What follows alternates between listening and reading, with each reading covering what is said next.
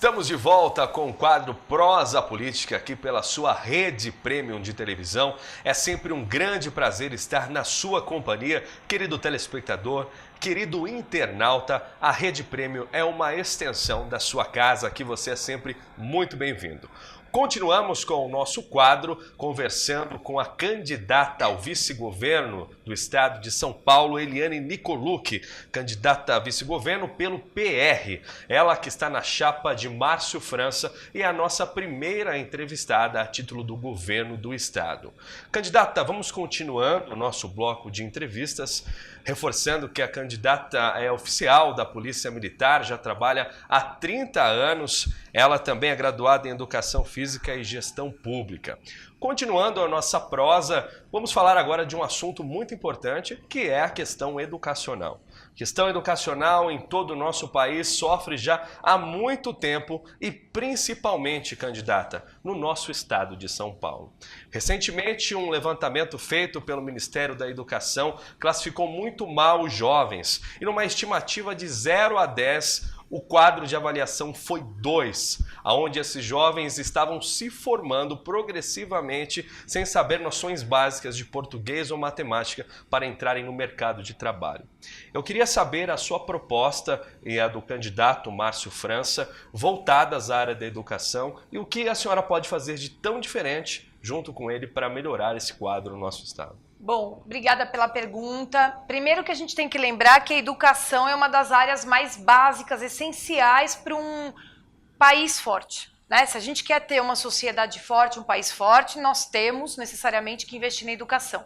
É claro que a educação começa em casa, começa com o exemplo dos pais, os valores que a gente aprende.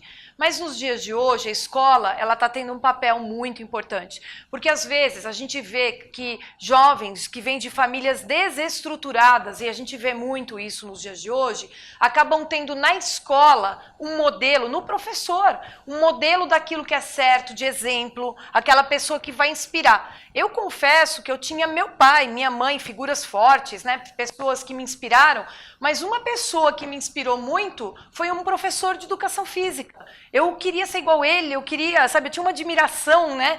Então a importância do papel do professor, até na formação da personalidade, né? Na formação do que vai ser o cidadão do futuro. Para isso, a gente, sem dúvida, precisa ter escolas bem estruturadas. Isso, recentemente, o Paulo Scaff, que, né, uma pessoa que conhece muito da área de educação, que ele está apoiando o governador Márcio França e houve um acordo do governador acolher muitas propostas do Paulo Scaff no programa de governo.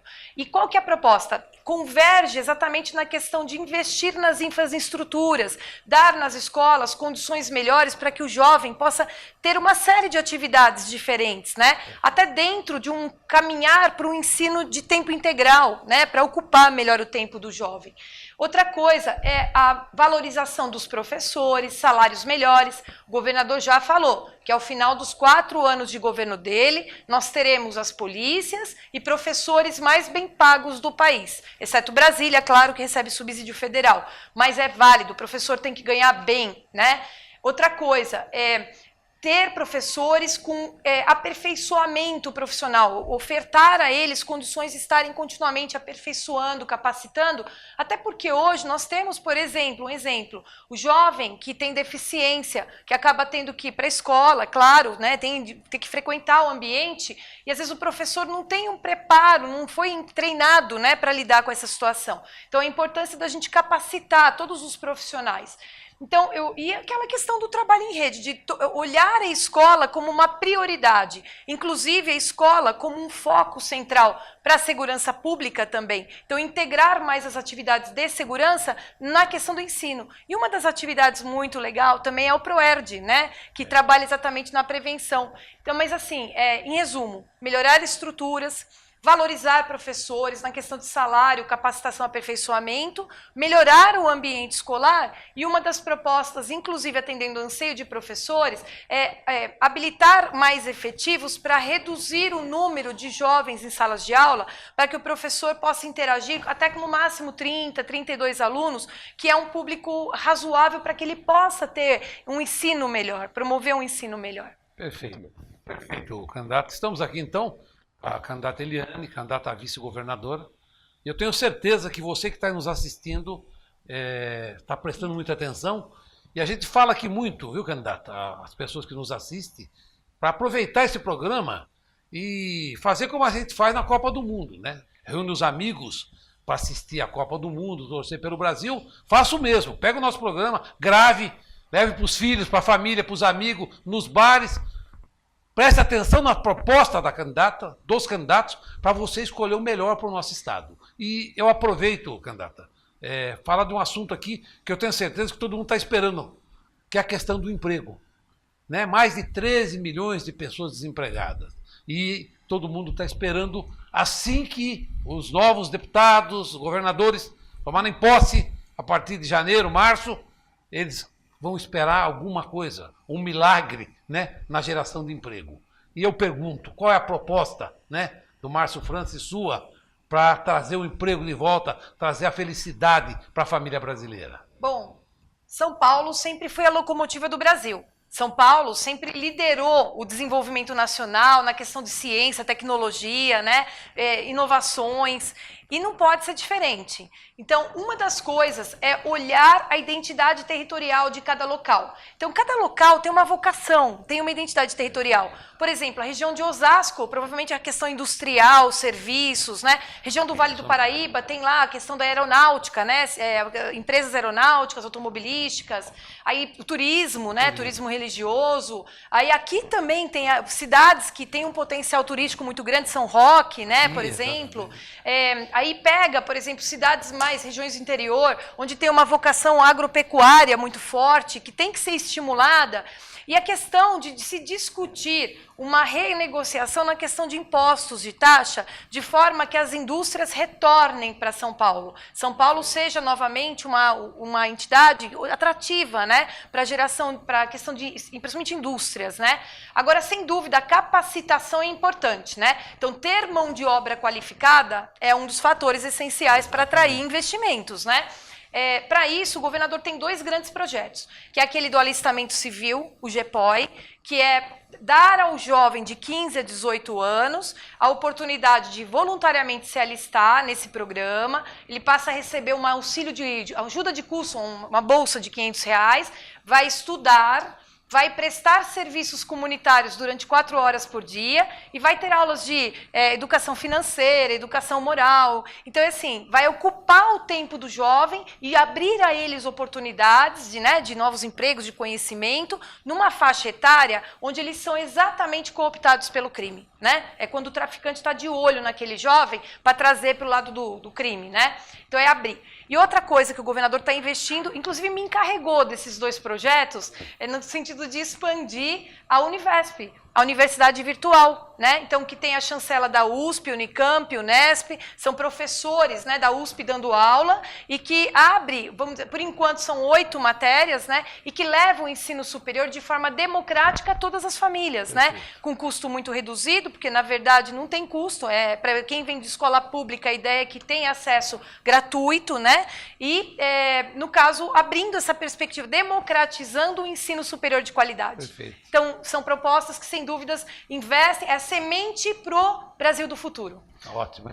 Candidato, existe alguma proposta voltada aqui para a região oeste? Você em conjunto com o Márcio França conversaram a respeito de trazer alguma estimativa, algum novo projeto para melhorar a situação de empregabilidade, automaticamente também a economia dessas cidades aqui da nossa região? Então, esses projetos da Univesp, né, esses projetos de aumentar a vocação, o ensino, são projetos factíveis e que estão sendo já se iniciaram, na verdade, várias cidades já com convênios. Carapicuíba, parece. O GEPOI, inclusive, já foi implantado aqui em Carapicuíba, já iniciou. Sim, a ideia é expandir, a gente chegar em todos os municípios do estado dentro de uma progressão de grau de violência de cada cidade. Então, essa é a ideia. Mas é sempre olhando a identidade territorial.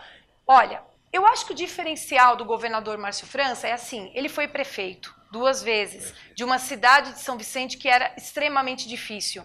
Ele sabe o que um prefeito passa, as dificuldades que tem, né? O problema de conseguir verba, porque cabe ao prefeito no final gerir tudo, né? E aí ele tem esse olhar muito carinhoso, muito voltado para ajudar o prefeito a poder fazer a sua gestão.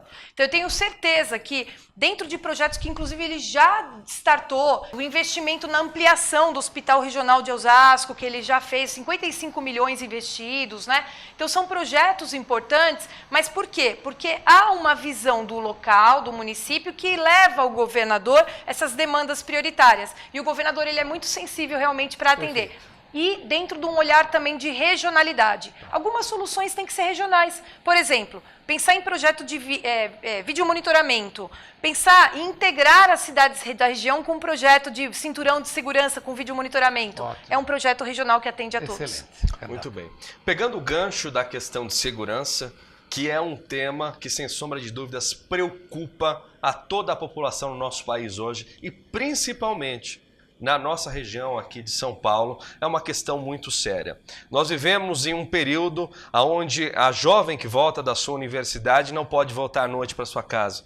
Ela não pode ficar no ponto de ônibus de manhã esperando o ônibus para trabalhar porque tem arrastão, ou pode sofrer um sequestro, ou qualquer tipo de coisas que nós todos os dias estamos vendo aqui no nosso país.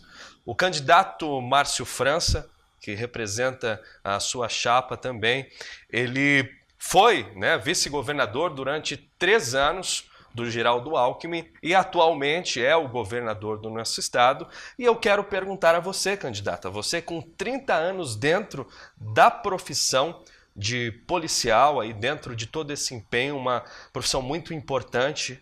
Eu acredito que dentro de todas as atividades que você já realizou hoje, o que vocês pensam em fazer com relação à segurança? Que nesses 3 anos nós não vimos muito o que mudou, né? O que você e o Márcio pensam em fazer para transformar de vez esse quadro e trazer um respiro, um alívio ao cidadão paulista?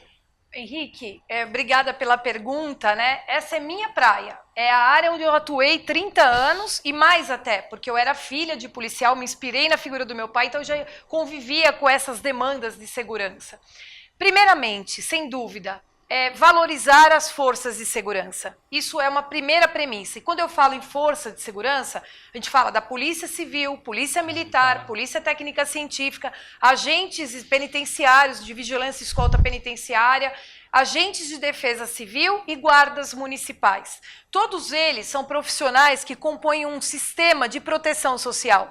Todos eles precisam ser valorizados, reconhecer o seu valor, né, nessas questões. Um dos primeiros reconhecimentos que o governador já se comprometeu é com a questão de salarial. A gente sabe que os salários no Estado estão depletados e o compromisso dele realmente é melhorar ao longo desses 4 anos, colocando São Paulo entre os melhores salários do Brasil. A outra coisa, sem dúvida, é na questão de equipamentos, na questão de tecnologia, implemento, claro, com viatura, né, armamentos melhores, isso é fato. Mas acho que o mais importante é integração dessas forças policiais. Fazer com que elas sejam fortes, sejam valorizadas, mas que atuem de forma mais integrada. Gente, nós temos as melhores polícias do Brasil. Eu arrisco dizer as melhores da América Latina, né?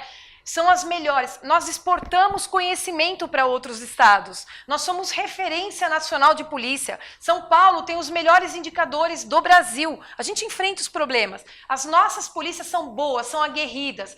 Eles precisam ser valorizados, reconhecidos e trabalhar de forma mais integrada. E isso provavelmente pode ser incentivado, é o que a gente pretende fazer.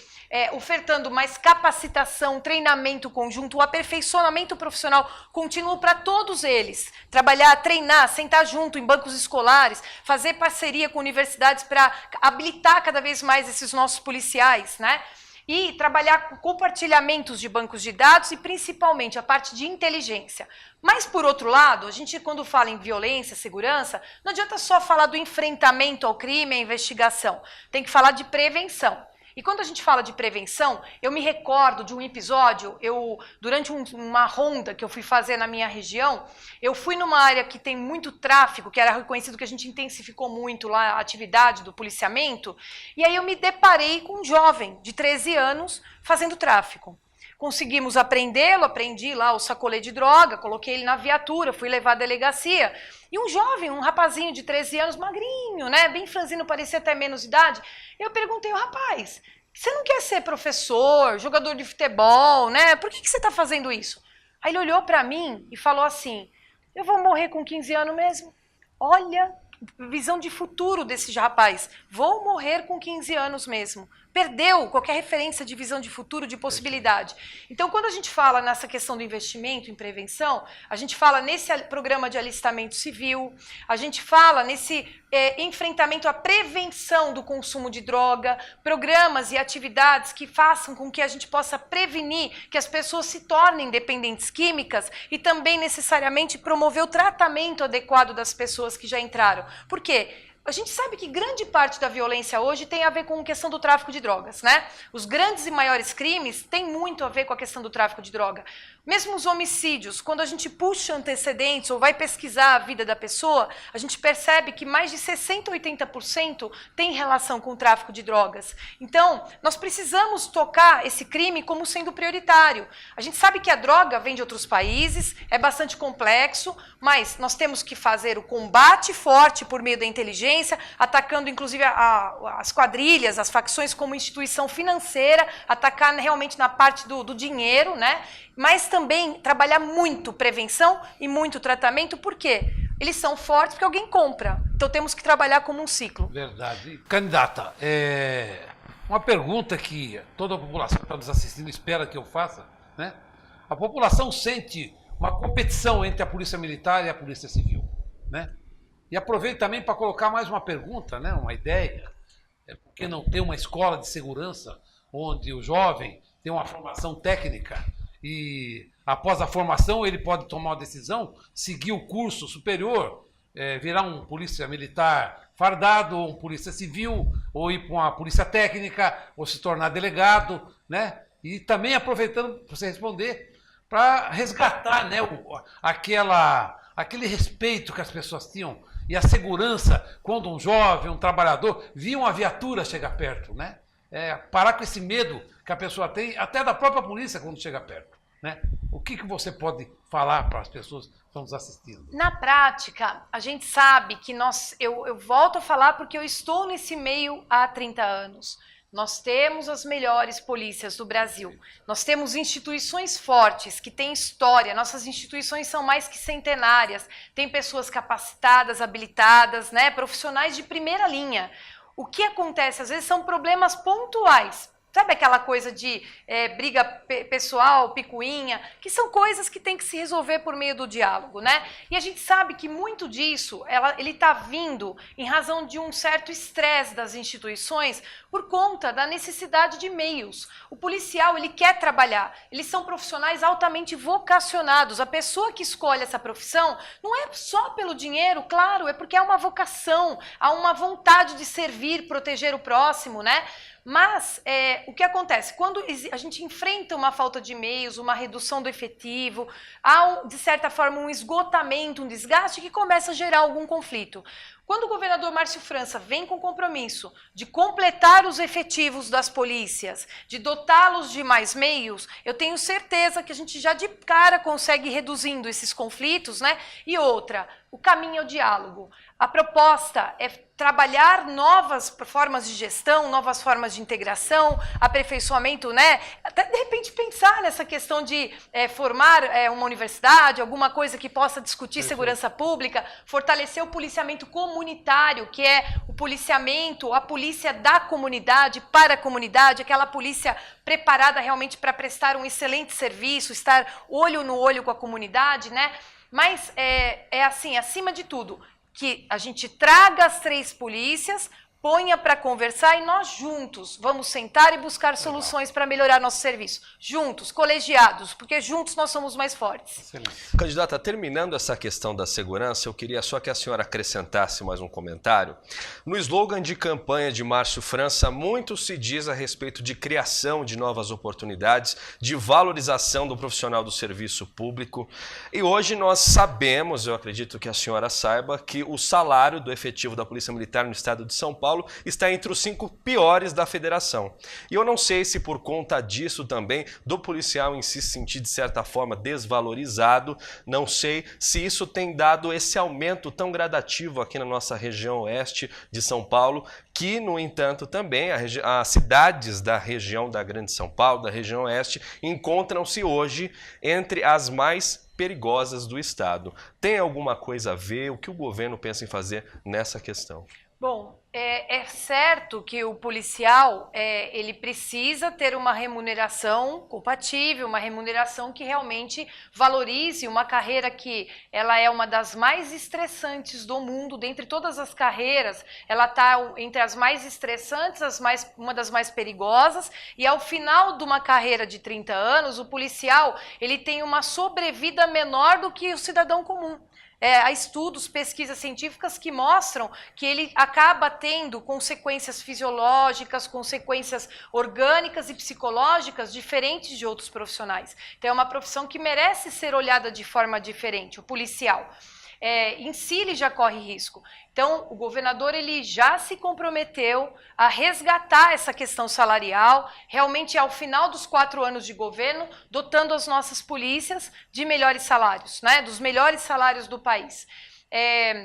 A questão de treinamento também, eu volto a falar, é muito importante que o policial ele esteja, se sinta preparado, mas acima de tudo, a questão da polícia da comunidade. As pessoas elas têm que saber que o policial ele está lá realmente para proteger. E isso pode ser potencializado por meio de programas do fortalecimento dos CONSEGs, os Conselhos Comunitários de Segurança, a questão da expansão da vizinhança solidária, que é um programa extraordinário que coloca a população participando corpo a corpo com a polícia da questão da gestão da segurança local. Nós enfrentamos, sim, um problema grave de ascensão da violência. A gente sabe que Osasco é uma região que está enfrentando problemas graves de segurança, né? Normalmente a polícia ela não é treinada para matar. A polícia é treinada para proteger a vida. Tanto que a Polícia de São Paulo desenvolveu o método Giraldo de proteção da vida. Esse método foi patenteado e é exportado para as polícias do Brasil.